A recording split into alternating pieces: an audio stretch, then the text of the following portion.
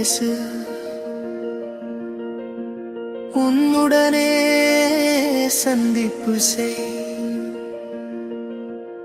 உன்னை அறிந்தால் இறைவனை சிவத்தந்தையை அறிவாய்.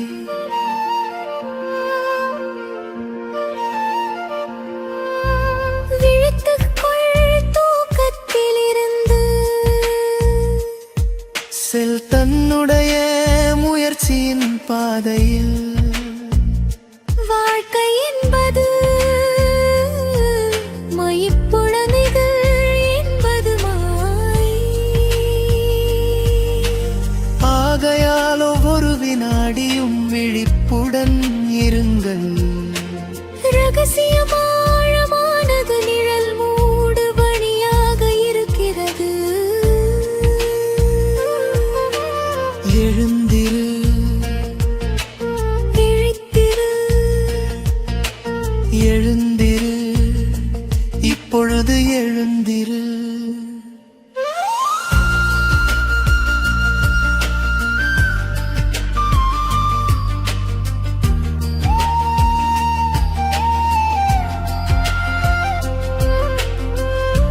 உள்ளே ஒரு கரை இருக்கிறது, நெருப்பை மூட்டு. உன்னுடனே பேசு, உன்னை நீயே சந்திப்பாயாக. இப்பொழுது உன்னுடைய தூக்கத்திலிருந்து விழிமாயாது.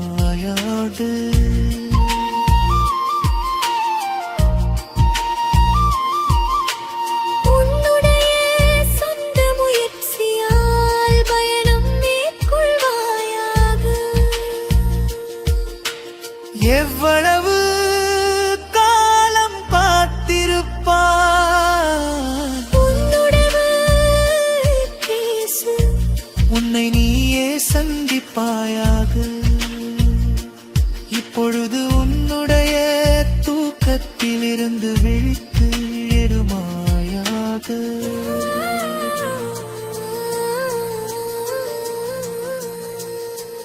உன்னுடைய சொந்த முயற்சியால் பயணம் மேற்கொள்வாயாக.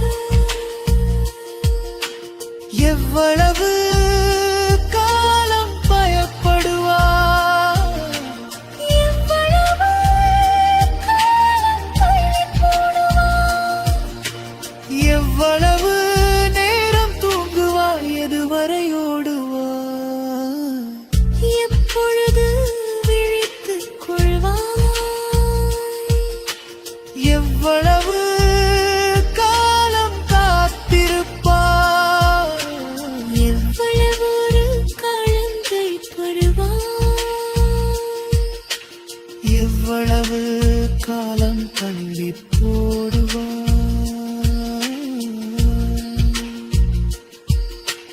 உன்னுடனே பேசு, உன்னுடனே சந்திப்பு செய். விழித்துக்கொள் தூக்கத்திலிருந்து. செல் தன்னுடைய முயற்சியின் பாதையில்.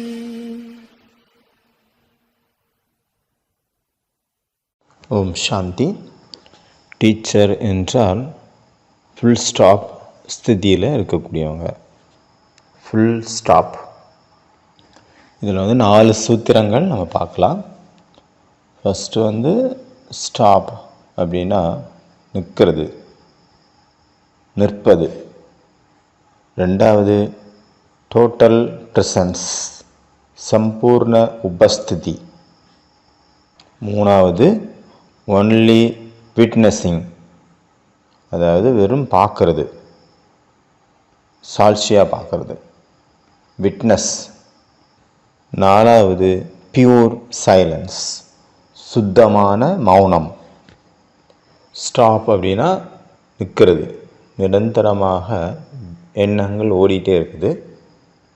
நமக்குள்ள நிரந்தரமாக எண்ணங்களுடைய ஒரு ஓட்டம் இருக்குது, சிந்தனைகளுடைய பாவனைகளுடைய ஓட்டம் இருக்குது, நிரந்தரமாக அது ஓடிட்டே இருக்குது. பயம் இருக்குது நமக்குள்ள, அது ஒரு ஓடிட்டுருக்கு, அது ஒரு ஆறு போல். ஆசைகள் ஓடிட்டுருக்கு. கடந்து போன விஷயங்களுடைய அந்த துக்கம், கவலை அது ஒரு பக்கம் ஓடிட்டுருக்கு. கடந்து போன பழைய விஷயங்கள் அதுவும் ஞாபகம் வந்துகிட்டே இருக்குது. இந்த எல்லாத்தையுமே கொஞ்ச நேரத்திற்காக ஸ்டாப் பண்ணுங்கள்.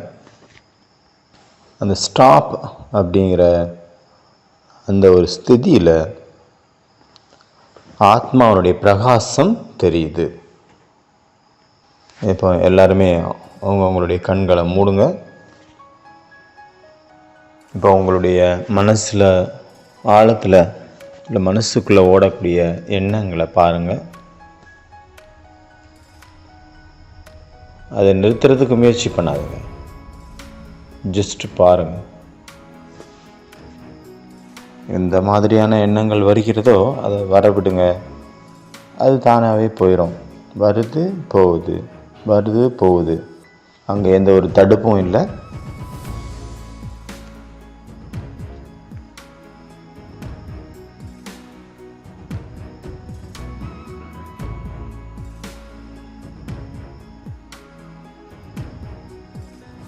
உங்களுக்குள்ளே வரக்கூடிய எண்ணங்களை பார்த்துட்டே இருங்க. எதுவுமே பண்ணாதுங்க, பாருங்கள்.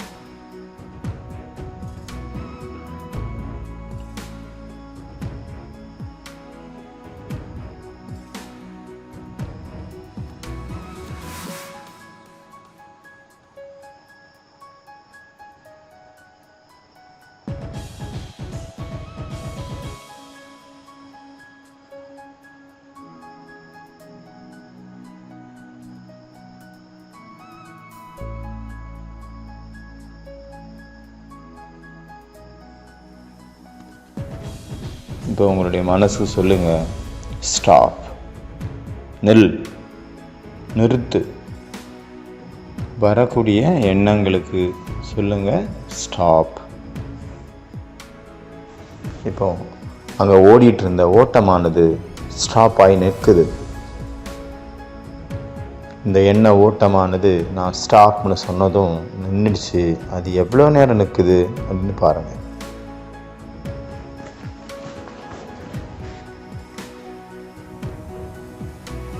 நம்மளுடைய மனநிலை ஒன்றும் இல்லாத ஒரு ஜீரோ மாதிரி, பூஜ்ஜியம் மாதிரி, வெறும் எம்டி, சுண்ணமாயிடுச்சு. நிசப்தமான அந்த மனநிலை, நிசப்தமான நிலை.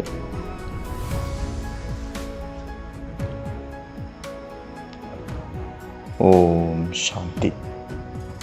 உங்களுடைய ஃபுல் டேயில் ஒரு நிமிஷம் நடுவா 60 செகண்ட் என்ன பண்ணணும்? தன்னுடைய சிந்தனைகளை பாருங்கள், அதாவது எண்ண ஓட்டத்தை பாருங்கள். பார்த்துக்கிட்டே அது எதுவும் செய்யக்கூடாது, பார்த்துக்கிட்டே இருங்க. திடீர்னு ஆர்டர் பண்ணுங்கள், ஸ்டாப், நில் அப்படின்னு சொல்லுங்கள், இல்லைன்னா ஸ்டாச்சு அப்படின்னு சொல்லுங்கள். ஆனால் இந்த ஒரு பயிற்சி நம்ம செய்யணும்.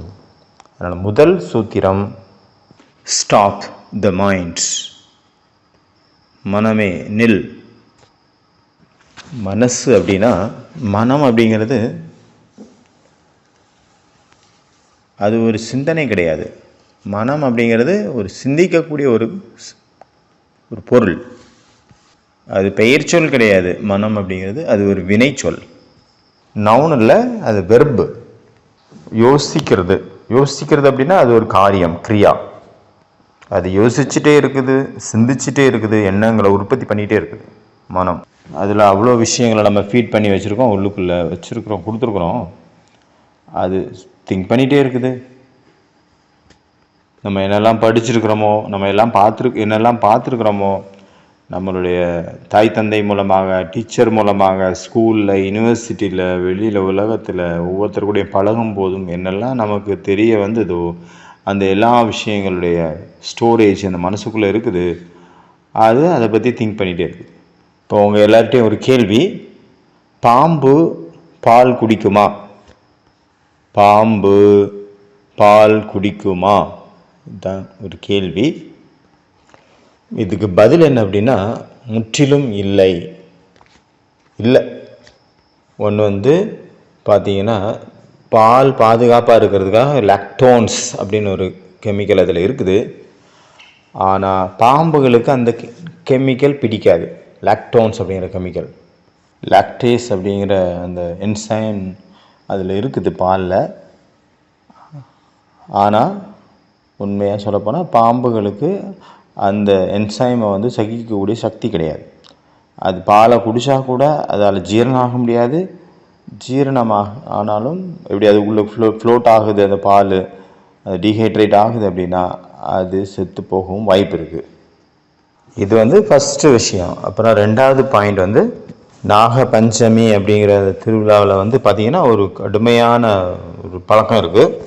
அதாவது பாம்பு பிடிக்கிறவங்க இருக்காங்களே, அவங்க அந்த பாம்பை பிடிச்சி ரொம்ப நாளைக்கு அதுக்கு எதுவுமே கொடுக்காம பட்னி போட்டு அதுக்கு பிறகு அந்த திருவிழா நாட்களில் அவங்க அதுக்கு முன்னாடி பாலை வைக்கிறாங்க.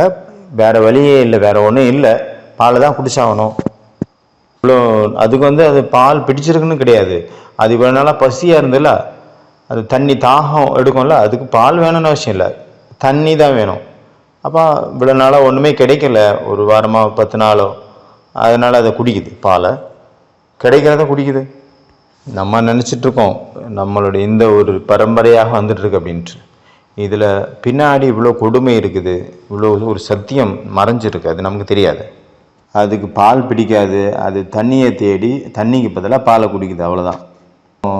மூணாவது பார்த்திங்கன்னா நிறைய பால் இருக்குது, இல்லைன்னா மாடுகள் இருக்குது அப்படின்னா அந்த இடத்துல பாம்புகள் நிறைய இருக்குது அப்படின்னு சொல்கிறாங்க இல்லையா. அது ஏன்? அதில் கூட ஒரு மூட நம்பிக்கை இருக்குது. அது வந்து பாலை தேடி போகிறது கிடையாது, அது அதனுடைய உணவு ஆகாரமாக சிஸ்டமேட்டிக்காக இருக்கக்கூடிய அந்த தவளை, இதை புழுப்பூச்சிகள், அது சாப்பிட்றதுக்காக போகுது, அது தேடி வருது. அது எலி சாப்பிடும், அதுக்கு தேவையானது அது தேடி போகுது. ஆனால் அந்த சமுதாயம் என்ன சொல்லி வச்சுட்டாங்க நமக்கு, அதுக்கு பால் ரொம்ப பிடிக்கும், அதனால தான் பாலை தேடி வருது அப்படின்ட்டு. அதனால் புத்தில் இருக்கிற பாம்புகள்லாம் பால் வேறு ஊற்றுறாங்க கோயில்கள்லாம், அப்படி வேறு ஒரு பரம்பரை இருக்குது. ஆனால் உண்மையிலேயே அது பால் குடித்தா செத்து போயிடும், அதுதான் உண்மை. இதெல்லாம் எங்கேருந்து வந்தது? சமுதாயத்துலேருந்து வந்தது. இதெல்லாம் எங்கே இருந்து நம்ம கற்றுக்கிட்டோம்? பரம்பரையாக வந்துட்டுருக்குது. இவ்வளோ கொடுமையான விஷயங்களை கூட நம்ம ஏற்றுக்கிட்டு நடந்துட்டுருக்குறோம். அதனால் யாரை சொல்லுவாங்க, பழமொழி, ஒரு பாம்புக்கு நீங்கள் ஹெல்ப் பண்ணணும் அப்படின்னா அந்த பாம்புக்கு பால் மட்டும் கொடுத்துடாதுங்க அப்படின்னு. நீங்கள் அதுக்கு ஹெல்ப் பண்ணணும் அப்படின்னா அதை விட்டுருங்க, அது அதனுடைய சாப்பாடை அதுவே தேடி கண்டுபிடிச்சி சாப்பிட்டுக்கும். அதனால் அந்த 3 விஷயங்கள் அதை நம்ம புரிஞ்சுக்கணும். ஜேம்ஸ் துர்பர் இல்லை Thurber, American cartoon artist, American cartoon எழுத்தாளர். நிறைய கார்ட்டூன்ஸ் எழுதியிருக்காரு, நிறைய கதைகள் எழுதியிருக்காரு, குழந்தைங்களுக்கு நல்லா பிடிச்ச கதைகள்.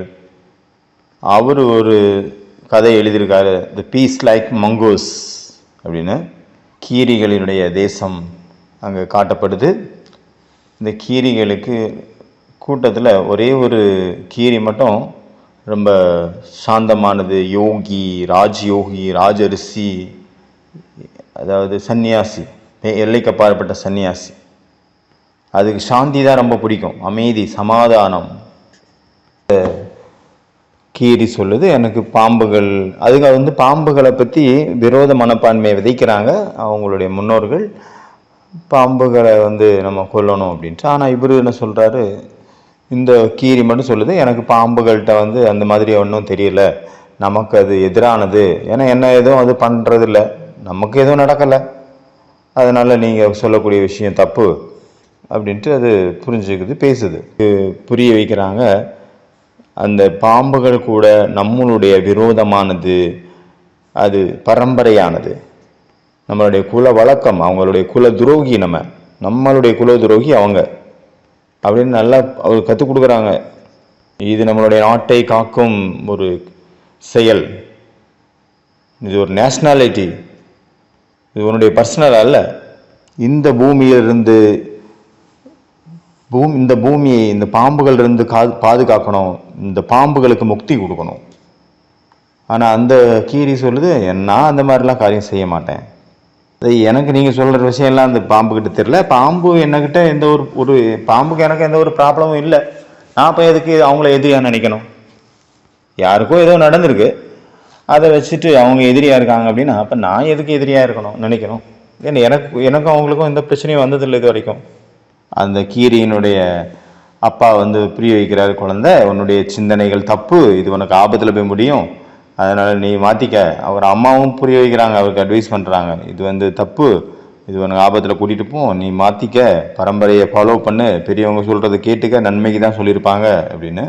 இப்படி அவங்க தம்பி கூட, அவருடைய அந்த கீரியோட தம்பி கூட புரிய வைக்கிறாரு.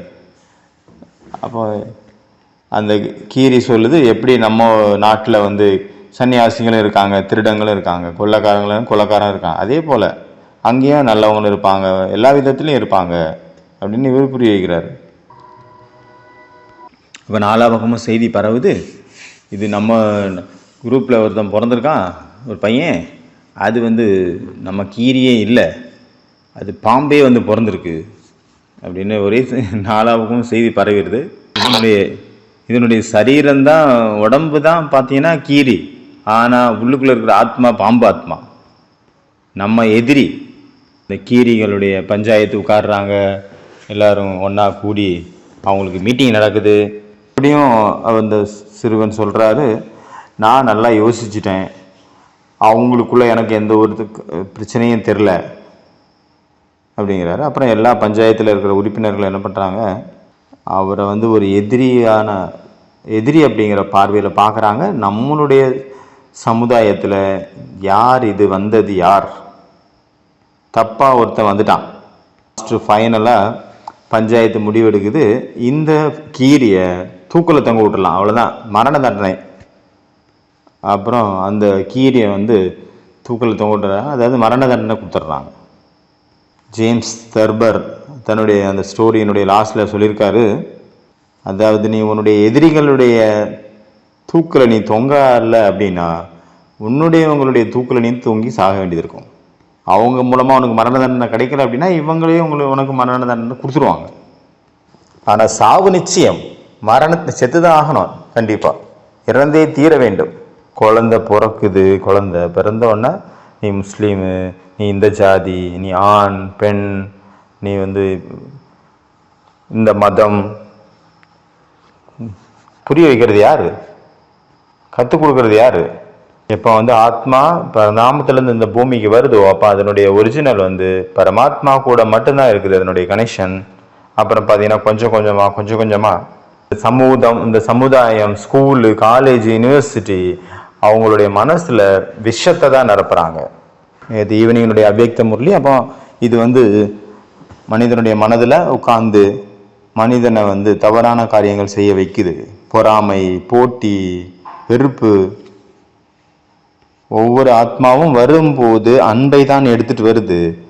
யார் அப்போ அந்த விஷத்தை பரப்புனது யாரு?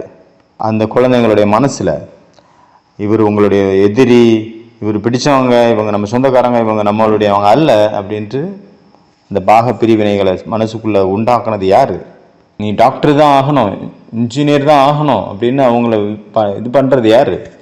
நான் இன்ஜினியர் அதனால நீ இன்ஜினியர் தான் ஆகணும், நான் வக்கீல் அதனால நீ வக்கீல் தான் ஆகணும், நான் ஐஏஎஸ் ஆஃபீஸர் நீயும் ஐஏஎஸ் ஆஃபீஸர் தான் ஆகணும். இந்த எல்லா விஷயங்களையும் மைண்டில் நிரப்புறாங்க. இந்த எல்லா குப்பையும் எப்போ கிளியர் ஆகும், எப்போ ஸ்டாப் ஆகும்? டீச்சர் என்றால் ஃபுல் ஸ்டாப். எப்படி ஃபுல் ஸ்டாப் வைக்கிறது? வெறுப்பு மற்றும் பொறாமை அப்படிங்கிற நீரோட்டம் ஒன்று ஓடிட்டு இருக்குது. அப்படிங்கிற போது அதனால் இந்த விஷயம் நமக்குள்ள என்னெல்லாம் நிறைஞ்சிருக்கோ அதை நம்ம நிவர்த்தி பண்ணுறதுக்கு அது சரி பண்ணுறதுக்கு நமக்கு ஸ்கூலிங் தேவையில்லை, ஸ்கூல் தேவையில்லை, அன்ஸ்கூலிங் தேணும். படிப்பு தேவை கிடையாது, படிக்காமை தான் தேவை. கற்றுக்கொள்ளும் நிலையிலிருந்து கற்றுக்கொள்ளாத நிலைக்கு போகணும். ஏன்னா இங்கே கற்றுக்க வேண்டிய தேவையில்லை. உலகத்தில் என்ன கற்றுக் கொடுக்குறாங்க அது நெகட்டிவ் தானே கற்றுக் கொடுக்குறாங்க. அதனால் அதிலிருந்து விடுபட்ட நிலை, கற்றுக்கொள்ளாத நிலை. டீச்சர் கேட்குறாரு, மிகப்பெரிய மகாயுத்தம் எப்பொழுது நடந்தது? ஹிஸ்ட்ரி வாத்தியார், மிகப்பெரிய மகாயுத்தம் எப்பொழுது நடந்தது அப்படின்னு கேட்குறாரு. அப்போ அந்த குழந்தைங்க சொல்கிறாங்க, நான் சொல்ல முடியும் என்னால், ஆனால் சொல்கிறதுக்கு எனக்கு தடை இருக்குது, சொல்லக்கூடாதுண்ணா. ஏன் அப்படின்னு கேட்குறாரு. அப்போ சொல்கிறாரு, நீ சொல்லி தான் ஆகணும். டீச்சர் சொல்கிறாரு, நீ சொல்லி தான் ஆகணும், ஏன்னா நான் ஹிஸ்ட்ரி, இது வரலாறு பீரியடு, நான் உன் டீச்சர், நான் கேள்வி கேட்குறேன், நீ சொல்லணும் அப்படின்ட்டு. அப்போ அவர் சொல்கிறாரு, அந்த குழந்தை சொல்லுது, மிகப்பெரிய மகா யுத்தம் எங்கள் மம்மி டேடிக்கு நடுவில் நடக்குதே வீட்டில், அதுதான் மிகப்பெரிய மகா யுத்தம். அதை விட பெரிய மகா யுத்தத்தை எங்கேயும் பார்த்ததில்லை. ஆனால் நீங்கள் இதை யாருக்கும் சொல்லிடாதுங்க, இதுதான் உலக மகா யுத்தம். டெய்லி குழந்தை என்ன பார்க்குது? வீட்டில் மகாபாரதத்தை பார்க்குது. டிவியில் என்ன பார்க்குது குழந்தை? இம்சை, குரூரம், வெறுப்பு, ஒரு நாடு இன்னொரு நாடோட வெறுப்பு, பகைமை. வயசுல இருந்தே அந்த ஆத்மாக்களுடைய மனசுக்குள்ள என்ன நிறையுது? பேப்பரில், நியூஸ் பேப்பரில் என்ன வருது? நல்ல நியூஸ் நிறைய இருக்குதா? கெட்ட நியூஸ் நிறைய இருக்குதா?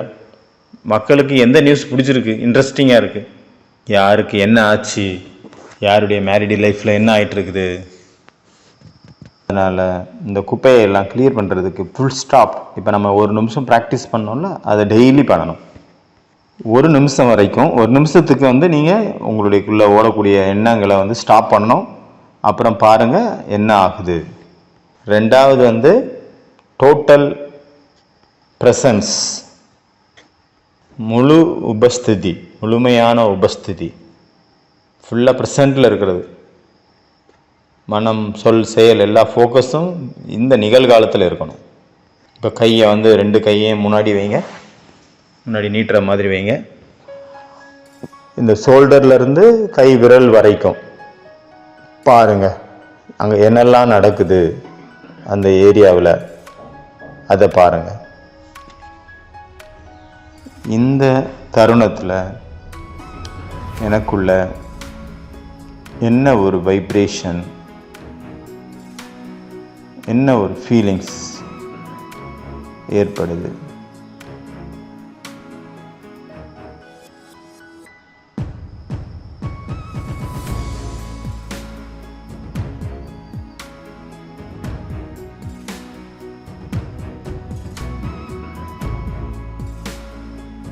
அறுபது செகண்ட்ஸ் இந்த ஷோல்டர்லேருந்து கை விரல் வரைக்கும் ஒவ்வொரு இன்ச்சாக மூவ் ஆகுங்க.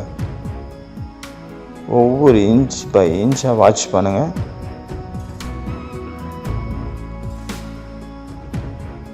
வேறு எங்கேயும் மனசு போகாமல் பார்த்துக்குங்க. போச்சு அப்படின்னா மறுபடியும் அதை கூட்டிகிட்டு வந்துடுங்க. மனசு எங்கேயாவது போச்சு அப்படின்னா மறுபடியும் இந்த கை கிட்ட கொண்டு வந்துடுங்க. அந்த கைகளில் என்ன ஒரு வலி, அரிப்பு, சொறி, வேதனை, ஆடைகளுடைய அந்த ஃபீலிங்ஸ், அந்த உராய்வு பாருங்கள் என்ன நடக்குது அப்படின்னு. இது எல்லாத்தையுமே வாட்ச் பண்ணுங்க. பாருங்கள், இன்ச் பை இன்ச்சாக பாருங்கள். என்னுடைய விரல்களில் என்ன நடக்குது, மணிக்கட்டில் என்ன நடக்குது, முட்டில் என்ன நடக்குது, ஷோல்டரில் என்ன நடக்குது, முழு இடத்தையும் ட்ராவல் பண்ணுங்கள்.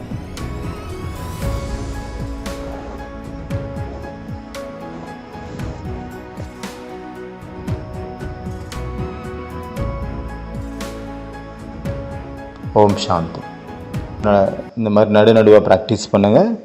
அதாவது முழுவதுமாக ப்ரெசண்ட்டுக்கு வந்துடுங்க. பாஸ்ட்டோ ஃபியூச்சரோ எதுவும் நினைக்காம வெறும் ப்ரெசண்ட்டில், நிகழ்காலத்தில். 3வது சூத்திரம் ஒன்லி விட்னஸிங், அதாவது சாட்சியாக இருப்பது, சாட்சி பாவ். அதாவது வெறும் பார்க்கணும், அவ்வளோதான். எதுவுமே செய்யக்கூடாது, ஆனால் பார்த்துட்டே இருக்கணும். சகஜமான எப்போவும் நேச்சுரலாக இருக்கக்கூடிய சுவாசம் இருக்குல்ல, மூச்சு, அந்த மூச்சு காற்றை நீங்கள் சாட்சியாக பார்க்கலாம். நம்ம மூச்சை வாட்ச் பண்ணும்போது நம்ம நிகழ்காலத்துலேயும் இருக்கிறோம், கூடவே சாட்சியாகவும் இருக்கிறோம். ரெண்டுமே வந்துடுது அதில். இப்போ மறுபடியும் கண்களை மூடுங்க. உங்களுடைய மூச்சில் மட்டும் கான்சன்ட்ரேஷன் பண்ணுங்கள்.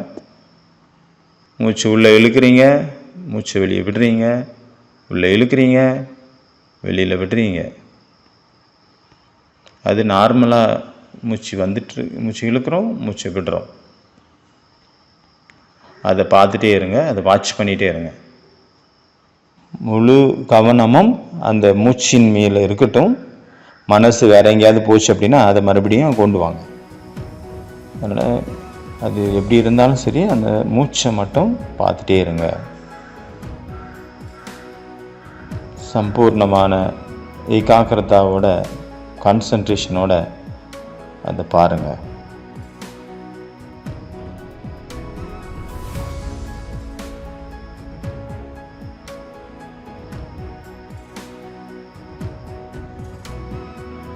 எந்த ஒரு கவுண்டிங்கும் இல்லை, எந்த ஒரு சிந்தனையும் இல்லை. Just watch.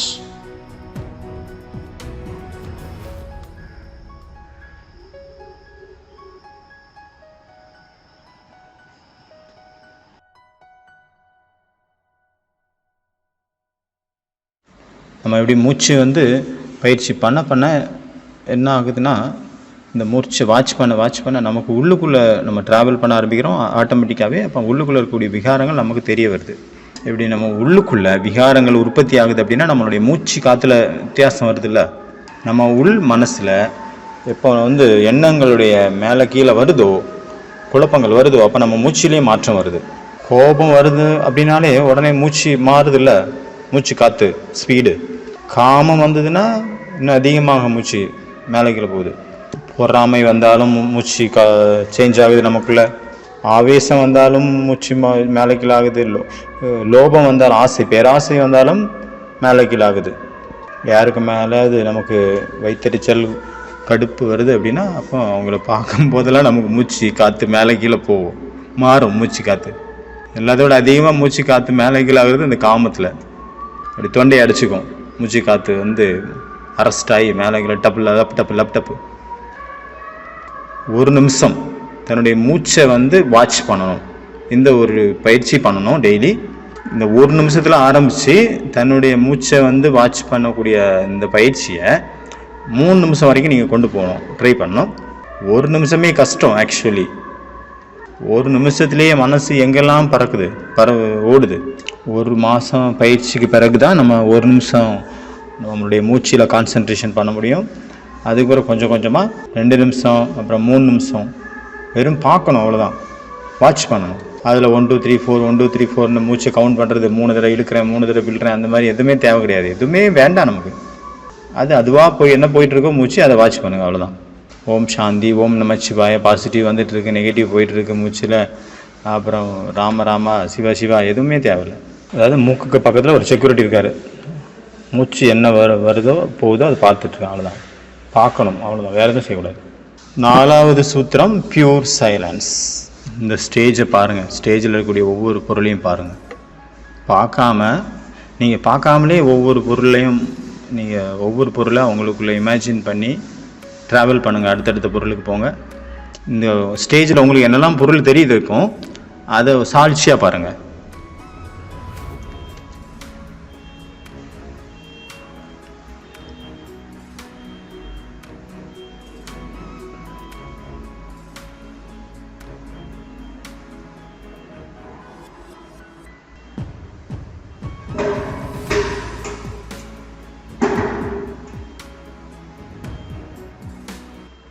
ஓம் சாந்தி. டீச்சர்ஸ் அப்படின்னா ஃபுல் ஸ்டாப். 4 பயிற்சி பண்ணோம் ஒவ்வொரு நிமிஷத்துக்காக. ஃபஸ்ட்டு ப்ராக்டிஸ் என்ன பண்ணோம், மனதினுடைய எண்ணங்களை நம்ம பார்த்துட்டே இருக்கணும். பார்த்துட்டே இருக்கிறீங்க, எண்ணங்கள் வந்துட்டே இருக்குது. திடீர்னு சொல்கிறீங்க ஸ்டாப் அப்படின்ட்டு, அப்போ அங்கே ஸ்டாப் ஆயிடுது. 2வது எக்ஸ்பெரிமெண்ட்ஸ் வந்து பயிற்சி வந்து டோட்டல் ப்ரெசன்ஸ், முழுமையான நிகழ்காலத்தில் ஃபோக்கஸ் இருக்கிறது. இந்த உடம்பில் ஏற்படக்கூடிய அந்த உணர்ச்சிகள், அந்த ஃபீலிங்ஸை, அந்த உணர்வுகள் 2ஐயும் பார்க்குறது. உடலில் ஏற்படக்கூடியது பாடி ஸ்கேன்னு சொல்லுவாங்க. அந்த நேரத்தில் கூட நம்ம நிலையான ஒரு அனுபவம் நமக்கு கிடைக்கும். கான்சன்ட்ரேஷன் பவர் அதிகமாகும். 3வது வந்து நம்ம சுவாசத்தை வாட்ச் பண்ணோம். இந்த மூச்சினுடைய கனெக்ஷன் பார்த்தீங்கன்னா சப்கான்ஷியஸ் மைண்டு. உங்கள் எல்லாருக்கும் அனுபவம் இருக்குன்னு நினைக்கிறேன். இந்த மூச்சு பயிற்சி இப்போ சொன்ன 3 பயிற்சியுமே நம்ம பண்ணும்போது, ஃபஸ்ட்டு முக்கியமாக ஸ்தூலமானது அப்படின்னா மூச்சு பயிற்சி. அந்த மூச்சு பயிற்சி, அடுத்தது பாடி ஸ்கேனிங், அடுத்தது எண்ணங்களை ஸ்டாப் பண்ணுறது. அந்த 3 பயிற்சியை நம்ம எவ்வளோ பண்ணுறோமோ பார்த்தீங்கன்னா மூச்சு பயிற்சியில் நல்லா பார்த்துருக்குறோம். அது உங்கள் எல்லாருக்குமே அனுபவம் இருக்கும். பிராணாயாமம் பண்ணும்போது அது பார்த்தீங்கன்னா டக்கு அந்த ஓம் சொல்கிறாங்க, அதில் கூட மூச்சு பயிற்சி இருக்குது, உள்ள அடங்கியிருக்கு. அதில் சொன்ன உடனே டக்குன்னு சரி நம்ம ப்ராக்டிஸ் வந்து பண்ணும்போது நமக்கு என்ன ஒரு அந்த அனுபவம் கிடைக்குமோ அது கிடைச்சது மாதிரி ஒரு ஃபீல் ஆகும். அது 50%. டக்குன்னு ஆத்மா வந்து சைலன்ஸில் டக்குன்னு போயிடும் இந்த மூச்சு பயிற்சியில். முயற்சி பண்ண வேண்டிய அவசியம். நம்ம ரொம்ப டிஸ்டர்படாக இருப்போம். ஆனால் அந்த நேரத்தில் அந்த மூச்சு பயிற்சி நம்ம பண்ணும்போது நம்ம மனசு அப்படி சாந்தமாக நமக்குள்ளே யாரோ நமக்கு உள்ளுக்குள்ளே மனசுக்குள்ளே கோபத்தில் இருக்கக்கூடிய அலைச்சலில் இருக்கக்கூடிய மனசுக்குள்ளே யாரோ ஒரு பக்கெட்டு சாந்தியை எடுத்து ஊற்றிட்ட மாதிரி ஃபீல் ஆகும். சாந்தியை ஒரு பக்கெட் நிறைய எடுத்து நம்ம தலைக்கு மேலே ஊற்றினா எப்படி இருக்கும், குளிர்ந்த வாட்டரை அந்த மாதிரி ஃபீல் ஆகும். அதனால் இந்த ப்ராக்டிஸை நம்ம பண்ண நமக்கு கான்சன்ட்ரேஷன் அதிகமாகும். டக்குன்னு சோல் கான்சியஸ் ஃபீல் ஆகும். சோல் கான்சியஸும் நல்லாயிருக்கும் அந்த பயிற்சியில். நம்மளுடைய சப்கான்சியஸ் மைண்டுக்கு இந்த வாத விவாதங்கள் எல்லாம் அது புரிஞ்சிக்கக்கூடிய வாய்ப்பு இல்லை. ஸ்ரீமத்தும் அதுக்கு புரியாது. இதை பண்ணு அதை பண்ணுன்னு எது சொன்னாலும் அதுக்கு புரியாது. அதுக்கு வேற ஒரு பொருள் வேணும். அதுக்கு இதெல்லாம் வேண்டாம். அதுக்கு நல்ல வைப்ரேஷன் வேணும். அதனால் நீங்கள் பார்க்க உங்களுடைய எண்ணங்களை பார்த்துட்டே இருக்கிறீங்க. எண்ணங்களை பார்க்க அப்போ அதுலேருந்து விலகிடுவீங்க. சுவாசத்தில் நம்மளுடைய யாத்திரை ஆரம்பிக்குது. மூச்சை பயிற்சியில் அது எங்கே போய் எண்ட் ஆகும் அப்படின்னா நம்மளோட ஆழ் மனசினுடைய ஆழ்ந்த நிலையில் போய் முடியும். அப்புறம் நம்ம கண்டுபிடிச்சிட்டோம் உள்ளுக்குள்ளே விகாரங்கள் எங்கே மறைஞ்சிருக்கு, எப்படி இருக்குது, எந்த ரூபத்தில் இருக்குன்னு கண்டுபிடிச்சிட்டோம் அப்படின்னா அது கொஞ்சம் கொஞ்சமாக நம்மகிட்டருந்து விலக ஆரம்பிக்குது. அதாவது மறைய ஆரம்பிக்குது. இதுதான் உண்மை. அதாவது 100% டிரான்ஸ்பரண்ட்டாக தெரியும். நான் எதனால் இந்த ஒரு விஷயத்தில் நான் மாட்டிக்கிட்டேன், எந்த டைமில் எந்த மாதிரி நடந்தது அப்படிங்கிறது நமக்கு 100% தெளிவாக தெரியும். ஒரிஜினலான ரீசன் என்ன, உண்மையான கரெக்டான ரீசன் என்ன, காரணம் என்ன அப்படிங்கிறது தெரியும். ஒரு மனைவி ஒருத்தவங்க தன்னுடைய கணவருக்கு டைவர்ஸ் கொடுத்துட்டாங்க. எல்லாரும் கேட்குறாங்க, ஆமாம் இப்போ தானே மேரேஜ் பண்ணீங்க, எப்படி அதுக்குள்ளே டைவர்ஸ் பண்ணீங்க, ஏன் நீங்கள் உங்களுடைய கணவர்கிட்ட ஏதோ ஒரு விசேஷத்தன்மை பார்த்துருக்கீங்க, அதனால தான் நீங்கள் இப்போ அவருக்கு டைவர்ஸ் கொடுக்குறீங்க, விவாகரத்து பண்ணுறீங்க, ஏதோ ஒரு விசேஷம் பார்த்துருப்பீங்க, என்ன பார்த்தீங்க, அந்த விசேஷத்தை பார்த்தனால தான் நீங்கள் மேரேஜ் பண்ணீங்க. அவங்க சொன்னாங்க, அவருக்குள்ளே என்னெல்லாம் விசேஷத்தன்மைகள் இருக்குதோ அது எல்லாமே இப்போ செலவாயிடுச்சு. அதாவது பைசா பார்த்து மேரேஜ் பண்ணிட்டாங்க, பைசா எல்லாம் செலவாயிடுச்சு. ஃபாரினில் இதானே அதிகமாக நடக்கும். அவர்கிட்ட இருந்த விசேஷத்தை என்னவோ அதுவே அவர் செலவு பண்ணிட்டார். அவர்கிட்ட இப்போ இல்லை. அப்போ என்ன பண்ணுறது? நமக்கு நம்ம காரியத்தினால நம்மளால் என்ன காரியம் நடந்து தவறு நடந்தது, நான் இந்த மாதிரி செய்கிறதுக்கு காரணம் நான் அந்த நேரத்தில் என்ன மாதிரி இருந்தேன் அப்படிங்கிறது நமக்கே தெரியும் தெளிவாக. நான் ஏன் இதை செஞ்சேன், யாராவது கேட்குறாங்க அப்படின்னா பதில் கிடைக்காது நமக்கு நிறைய தடவை. இல்லைன்னா ஏன் நான் செய்யலை, அதுக்கும் நமக்கு பதில் கிடைக்காது. அது எல்லாம் எப்போ கிடைக்கும் அப்படின்னா நீங்கள் விட்னஸாக இருக்கும்போது, சாட்சியாக இருக்கும்போது. இப்போ நம்ம கேள்வியே நமக்கு முடிஞ்சு போகுதோ அப்போ அங்கே பதில் தேவை இருக்காது. அப்போ சாட்சி நிலை மட்டும்தான் கடைசியில் அங்கே ஃபைனலாக அங்கே நிலை பெற்றிருக்கும். மூணாவது பியூர் சைலன்ஸ். ஒரு சைலன்ஸ் அப்படின்னா ஒரு மௌனமாக இருக்கிறது. ஆனால் இந்த சைலன்ஸ் பார்க்கணும், அவ்வளோதான், பார்த்துட்ருக்கணும். உட்காருங்க, உங்களை சுற்றி பாருங்கள். இங்கே இருக்கிற ஒவ்வொரு பொருளையும், ஹாலில் இருக்கிற ஒவ்வொரு பொருளையும் பாருங்கள். அடுத்தது பாருங்கள், அடுத்தது பாருங்கள், அடுத்தது பாருங்கள். ஒன்றும் செய்யக்கூடாது, எதுவும் பேசவும் கூடாது, இன்டர்ஃபியரும் பண்ணக்கூடாது. இதில் சாட்சி நிலை அப்படிங்கிறது தெளிவாகும். சாந்தியாக சூழ்நிலையில் நம்ம செய்ய பழகிட்டோம் அப்படின்னா அப்புறம் அசாந்தியான சூழ்நிலையிலும் நம்ம தானாகவே அதை செய்யக்கூடியவங்களாக மாறிடுவோம். நம்ம அசாந்தியில் இருக்கும்போது நம்ம எழுதக்கூடிய எழுத்துக்களுடைய அந்த ஸ்டேஜும் நம்ம சாந்தியாக இருக்கும்போது அந்த இதில் எழுதக்கூடிய இது எவ்வளோ டிஃப்ரெண்ட் இருக்கும் பார்த்துருக்கீங்களா? ரெண்டுமே வேறு வேறையாக இருக்கும், வித்தியாசம் இருக்கும். வேறு வேறு ஆள் எழுதுன மாதிரி தெரியும். எல்லாமே மாறிடுது. எல்லா விஷயமும் நம்ம எப்போ அசாந்தியில் இருக்கோமோ அப்போ நம்மளுடைய வார்த்தைகள் மாறுது, நம்மளுடைய மூச்சு மாறுது, நம்மளுடைய பேச்சு மாறுது, நம்மளுடைய விவகாரம் மாறுது, எல்லாமே மாறுது. எல்லாமே மொத்தத்தில் கர்மமே மாறி போயிடுது. நம்ம காலையில் அமிர்த வேலை 3 மணி நேரம் யோகா பண்ணோம் அப்படின்னா தானாகவே மனசு ஃபுல் டே அமைதியாக இருக்குது, அமைதியை அடைஞ்சிருது. அமிர்த வேலையே சரியில்லை அப்படின்னா ஃபுல் டே நமக்குள்ள ஒரு அசாந்தி இருந்துகிட்டே இருக்குது, உறுத்திட்டே இருக்குது. என்னன்னு தெரியாது, ஆனால் ஏதோ ஒன்று இருக்கும் அப்படிங்கிற மாதிரி தோணும். கண்டுபிடிக்க முடியாது நம்மளால். ஆனால் காலியாக இருக்குது, வெறுமையாக இருக்குது அப்படிங்கிறது மட்டும் தெரியும். அதனால் 4 சூத்திரங்கள் இன்னைக்கு. ஒரு நிமிஷம் ஸ்டாப் பண்ணணும், இல்லை ஃபுல்லாக எல்லாமே ஸ்டாப் பண்ணிடுறோம். அப்புறம் ஒரு நிமிஷம், இன்னொரு நிமிஷம் பார்த்தீங்கன்னா ப்ரெசன்ஸில் இருக்கிறது. அப்புறம் ஒரு நிமிஷம் மூச்சு வாட்ச் பண்ணுறது. அப்புறம் ஒரு நிமிஷம் நம்மளுடைய உணர்வுகளில் சாட்சியாக பார்க்குறது. அப்புறம் ஒரு நிமிஷம் இந்த இருக்கிற உங்களை சுற்றி சாட்சியாக பார்க்குறது. டீச்சர் என்றால் ஃபுல் ஸ்டாப். ஓம் சாந்தி.